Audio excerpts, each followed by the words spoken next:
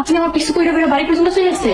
না না, আমি আপনার পিছু নিয়ে আসি নাই। তাইলে কি আমার ভুলের কারণে আপনি যে মার খাইলেন তার বিচার দিতেছেন? জি না, আমি তো আল্লাহর রাস্তায় আপনার তখনই মাফ করে দিছি। তাইলে কেন আইছেন? ক্ষতিপূরণ দিতে আইছি। আপনার আব্বা কইছে আমি 1 বছর আপনাকে বাড়িতে কামলা খাটলে আপনি আমার মাফ করে দিবেন। আমার আব্বা কই? আপনার আব্বা আমাদের বাড়ির রাস্তা দেখায় দিয়া কই জানি চলে গেলেন। আপনি কি বলদ নাকি? আপনি তো এই সুযোগে পালাই যেতে পারতেন। পালায় যাবো কেন? আরে আমি কথা দিছি, কথা দিয়ে যদি কথা না রাখি তাহলে তো বর খেলাপ হইলো। বাহ, তুমি তো দেখি সত্যি সত্যি আসছে। আমি তো ভাবছিলাম এই সুযোগ হয়তো তুমি পালাই দিবা। রাস্তা থেকে একটা পোলারের বাড়ি থেকে জায়গা দিলেন। আরে মেয়েদের একটা সৎ ছেলে, ওর মতো নামাজি এবং বিশ্বস্ত ছেলে, তুমি এই তল্লাটে খুঁজলে হাতের একটাও পাইবা না। একদিনও হয় নাই তারে আপনি চিনছেন, এর মধ্যে তারে নিয়ে এত গুণগান। তোমার তো ছেলের মতো চোখ নাই, তুমি তো চোখ থাকতো বন্ধ করে। আমি বরফ করে দেখছি, একেবারে খাঁটি। আপনি আপনার জন্য রাতে খাবার নিয়ে এলাম। শুক্রিয়া। আপনার একটা কথা কইতাম, মানুষের ভাগ্য কত আজব, তাই না? হঠাৎ এই কথা কইতাছেন কেন? এই যেমন দেখেন, আমার কারণে আপনি মাই খেলেন, কই আমি ক্ষতিপূরণ দিব, এখানে আপনি ক্ষতিপূরণ দিতেছেন।